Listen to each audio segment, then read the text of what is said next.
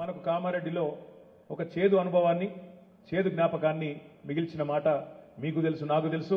ఇక మనం తవ్వుకుంటే పెంకాసులు వెళ్తాయి తప్ప ఏం వెళ్ళాయి. పెద్దగా డిస్కషన్ వద్దు. గతం గతః జరిగింది జరిగిపోయింది. భవిష్యత్తు వైపు ముంగడికి చూడాల్సిన అవసరం తప్పకుండా మనందరి మీద ఉన్నది. మీ అందరికీ నేను ఇచ్చే మాట ఏమంటే 5 సార్లు కామారెడ్డి నుంచి శాసనసభ్యుడిగా గెలిచి మీ అందరితో మీ తల్లో నాలికలాగా మీ అందరికీ ఎల్లవేళలా అందుబాటులో ఉంటూ ఒక సామాన్య గ్రామీణ స్థాయి సర్పంచ్ సింగిల్ విండో పదవి నుంచి శాసనసభ్యుడిగా కేబినెట్ ర్యాంకులో ప్రభుత్వ విప్గా ఎదిగిన గంపా గోవర్ధన్ గారు మీకు అండగా ఉన్నారు. రేపటి రోజున కూడా అన్నగారి నాయకత్వంలోనే మొన్న ఎన్నికల్లో కూడా ఆనాడు కూడా ఎన్నికలకు పోయినాం. రేపు కూడా పార్లమెంట్ ఎన్నికల్లో గంపా గోవర్ధన్ గారి నాయకత్వంలో అందరినీ కూడా సీనియర్ నాయకులందరినీ సమన్వయ కమిటీలో సభ్యులుగా వేసుకొని ముందుకు పోతాం.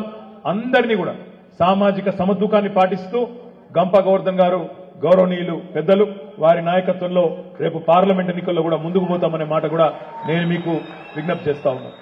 రెండవ మాట, సరే మోసం జరిగింది, ఏ ఊరికి పోయినా అయ్యో మేము ఇట్లా అనుకోలే, మేము ఒక్కల మూటైపోతే ఏమవుతుంది అనుకున్నాం, ఇక్కడ ఒక్క దగ్గర ఇట్లయితే ఏమవుతుంది అనుకున్నాం, మా ఊరు ఒక్కటి కింద మీద అయితే ఏమవుతుంది అనుకున్నాం, ఇట్లా మాట్లాడుతూ చాలా మంది గత 92 రోజులుగా చాలా మంది ఎక్కడ పోయినా కూడా మాట్లాడుతూ ఉన్నారు. రాష్ట్రంలో ఎవరినా కలిసినా కూడా అదే మాట చెప్తా ఉన్నారు. గౌరవనీయులు పెద్దలు మాట్లాడినప్పుడు చాలా విషయాలు చెప్పింది. ఇవాళ ఒకటి మాత్రం వాస్తవం, అప్పుడప్పుడు సూర్యుడు కూడా మబ్బుల వెనుకపోతేనే సూర్యుని విలువ కూడా తెలుస్తుంది, వెలుగు విలువ కూడా తెలుస్తుంది. ఇవాళ మనకు కొద్ది కాలం మనం మబ్బుల సాటుకు పోయినాం. తప్పకుండా మళ్ళీ తొందరలోనే పూర్వ వైభవం వస్తుంది. తప్పకుండా మనందరికీ మంచి రోజులు కూడా వస్తాయనే మాట కూడా నేను మీకు విజ్ఞప్తి చేస్తా ఉన్నా. ఎందుకంటే ఇది నా ఒక్కని అభిప్రాయం కాదు, ప్రజలలోనే ఉన్నది. ఇవాళ నేను చూస్తా ఉన్నా ఎక్కడ పోయినా, మొన్న కరీంనగర్లో ఒక దగ్గర పంటలు ఎండిపోయినాయంటే మా గంగుల కమలాకర్ అన్న నువ్వు రా అని చెప్పి కొంటపోయిండు, తీసుకుపోయిండు.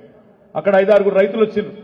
శ్రీనివాసరెడ్డి అని ఒక ఆయన, తిరుపతి అని ఒక ఆయన, శంకర్ అని ఒక ఆయన, అంజయ్య గారు ఇంకో ఆయన, అందరూ పక్క పొలాలోళ్ళు మేము బోంగానే వచ్చింది.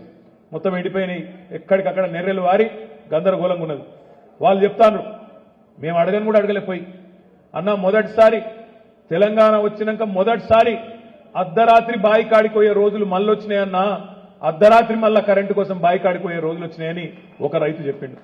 ఇంకో రైతు అని అంటున్నాడు, అన్నా నాకు 6 ఎకరాలు ఉన్నది, ఇంకో 2 ఎకరాలు ఎండిపోయింది, ఇంకో 4 ఎకరాలు ఇంకో కాడు ఉన్నది, అది కూడా ఇంకో వారంలో ఎండిపోయే పరిస్థితి ఉన్నది, గందరగోళం ఉన్నది, నా బతుకాగమయ్యే పరిస్థితి వచ్చిందన్న అనే మాట చెప్పిండు. మూడో ఆయన కొద్దిగా పెద్ద సెట్, ఆయన పేరు శ్రీనివాసరెడ్డి.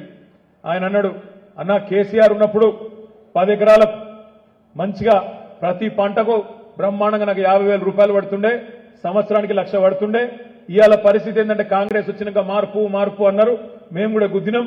కానీ ఇవాళ పరిస్థితి ఏంటి అంటే ఆ 1,00,000 రూపాయలు రాలే, మీదికెళ్ళి నాకే 2 లక్షల రూపాయలు ఖర్చు వచ్చిందన్న. ఇలా మళ్ళా బోరింగ్లన్నీ రిపేర్ చేసే పరిస్థితి వచ్చింది, మళ్ళా మోటార్లు కాలుతున్నాయి, రిపేర్ చేయించుకునే దుస్థితి వచ్చింది అని చెప్పి ఆ శ్రీనివాసరెడ్డి అనే రైతు చెప్తా ఉన్నాడు.